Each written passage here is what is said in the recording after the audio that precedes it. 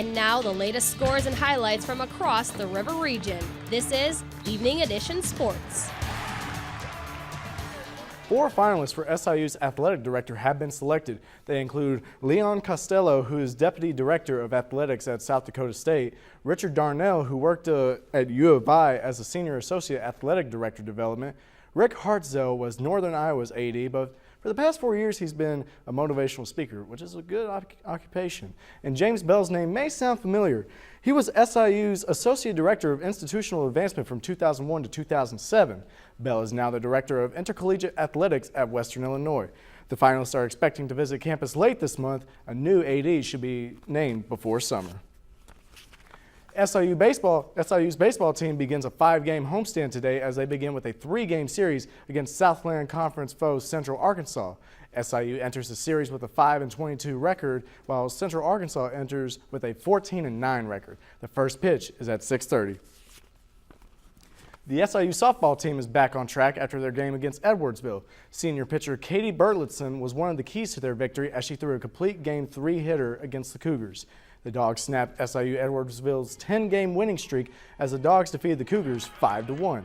The win against SIU Edwardsville improves the Salukis' record to 12-14-1 on the year. The softball team is back at it again this weekend as they take on Illinois State in a 3-game away series.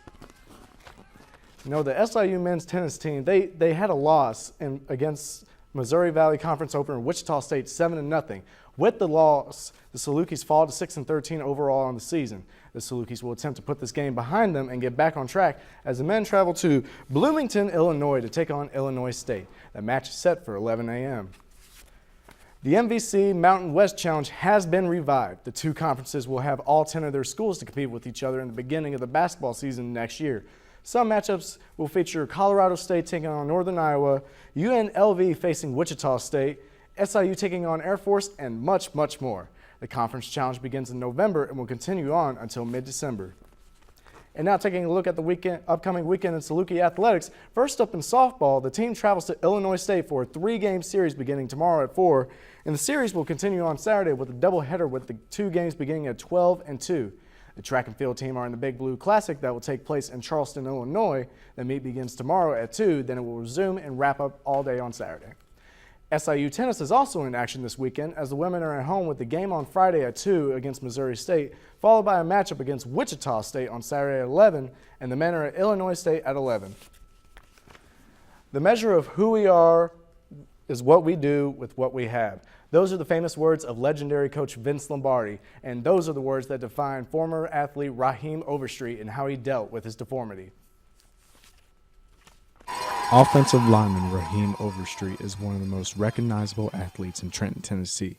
Yet his athletic career almost wasn't a reality for him, as Raheem was born with a threatening condition called end-toeing or pigeon-toed, the condition which causes the feet to severely point inwards at different angles. Not knowing you're going to be able to play, seeing everybody else play, the sport that you like to play, you're just going through that experience is like, I wouldn't put nobody else through it at all. Raheem visited 3 doctors about his condition and had 11 surgeries. Sophomore year, I had to have surgery again, knee surgery. Family, churches, just football period. Just thinking about football just kept me going. My classmen here playing football, so that's what I want to do. I want to be with them, I want to play football. Doctors tried everything to correct the deformity, yet they were unsuccessful. That is, until 2 years ago, Raheem visited a new specialist. This doctor suggested inserting a plate inside of his knee. The surgery was a success. It's just like a feeling from being at the bottom of the list. Now you're coming back up to the top. Therapists come to my house every day, bend my legs, strengthen my legs. I don't think without physical therapy I wouldn't ever be able to play. Raheem became a gym rat and a film room junkie, training his mind and his body. All of his hard work paid off as he became a starting offensive lineman for his school, and he helped his high school win its first state championship.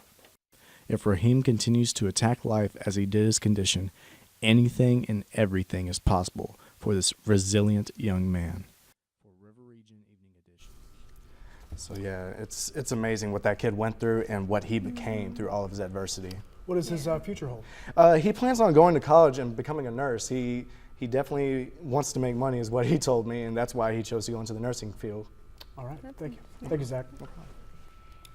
The Kentucky Wildcats are getting some younger fans. Find out how. The Wildcats will play this weekend for a spot in the championship game.